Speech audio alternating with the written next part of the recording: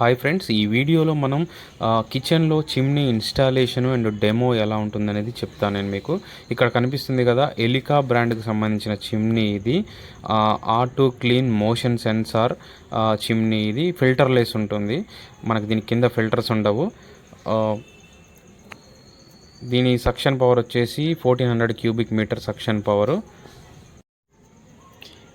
ఈ చిమ్నీ చూడ్డానికి చాలా స్లిమ్గా ఉంది అండ్ యూజర్ ఫ్రెండ్లీ. చాలా సక్షన్ ప్లేట్ని ఈజీగా కస్టమరే రిమూవ్ చేసుకొని క్లీన్ చేసుకోవచ్చు. అండ్ లోపల కూడా అంత పెద్ద మెకానిజం కూడా ఏమీ ఉండదు, చాలా సింపుల్గా ఉంటుంది.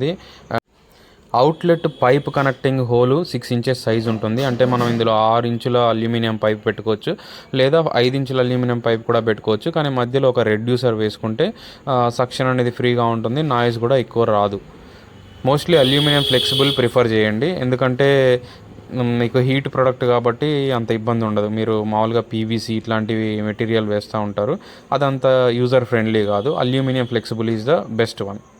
అండ్ ఇక్కడ వచ్చేసి ఇది హ్యాంగర్ హుక్. మనం వాల్కి దీనికి 3 స్క్రూలు వేసేసి దీనికి మనం చిమ్నీని హ్యాంగ్ చేయాల్సి ఉంటుంది. మెయిన్ చిమ్నీ వెయిట్ అంతా ఈ హ్యాంగర్ మీదే డిపెండ్ అయి ఉంటుంది. ఇది వచ్చేసి అల్యూమినియం ఫ్లెక్సిబుల్ పైపు. ఇది సైజ్ వచ్చేసి 6 ఇంచెస్ సైజు.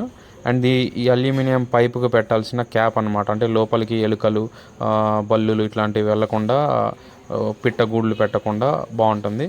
అండ్ ఇక్కడ వీళ్ళ కిచెన్లో ఏంటంటే హోల్ లేదు, సో దానికి హోల్ చేయించుకున్నారు. దానికి డిఫరెంట్ పద్ధతులు ఉంటాయి. కోర్ కటింగ్ అనేది ఉంటుంది. అండ్ నార్మల్గా ఇప్పుడు ఇతను చేస్తున్నాడు ఇక్కడ, ఇది వచ్చేసి అతను మామూలు డ్రిల్ మిషన్తో హోల్ చేస్తూ ఉన్నాడు.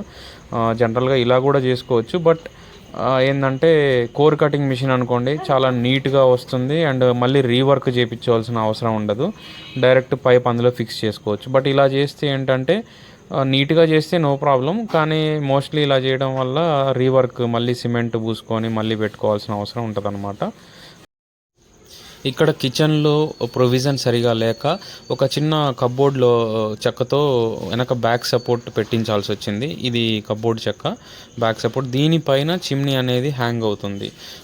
సో గోడ అనేది ఒక 4 ఇంచులు ముందుకు రావడం వల్ల ఇలా చెక్క పెట్టాల్సి వచ్చింది. కానీ జనరల్గా అలాంటి అవసరం మోస్ట్లీ చాలా ఇళ్లలో ఉండదు, ఎందుకంటే వాల్ మొత్తం ఒకే సైజులో ఉంటుంది. బట్ ఇక్కడ మాత్రం పైన ప్లింత్ బీమ్ అనేది రావడం వల్ల వాల్ కొంచెం ముందుకు వచ్చింది. అండ్ మనం కింద స్టవ్ నుంచి మినిమం 30 ఇంచుల హైట్ ఉండేటట్టు చూసుకొని పెట్టుకోవాలి, అప్పుడే సక్షన్ అనేది క్లియర్గా ఉంటుంది. మరీ హైట్ పెట్టుకున్నా సక్షన్ ఉండదు, సో పొగ లాగదు బయటికి.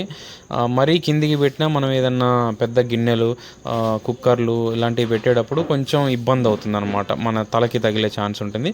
అందుకే 30 ఇంచులు అనేది ఒక పర్టికులర్ సైజు. అది అన్నిటికీ ఉండదు. ఇది వచ్చి ఇలాంటి ఐలాండ్ మోడల్స్కే ఉంటుంది, స్లాంటెడ్ మోడల్స్కి మాత్రం అలా ఉండదు. ఇది ఫైనల్ అవుట్పుట్. మన అల్యూమినియం పైపు ఫిక్స్ చేశారు అండ్ పైన కూడా ఒక హుక్ లాంటిది పెట్టారు. సో ఇది మోషన్ సెన్సార్ మోడల్. ఫైనల్గా ఫిట్టింగ్ ఇలా ఉంటుంది. మోస్ట్లీ ఆథరైజ్డ్ టెక్నీషియన్స్తోనే వర్క్ చేయించుకోండి, సొంతంగా ట్రై చేయకండి. ఎందుకంటే ఏదైనా ప్రాబ్లం వస్తే మళ్ళీ వాళ్ళే చేయించాలి కాబట్టి మీకు ఫ్రీగా ఉంటుంది వారంటీ.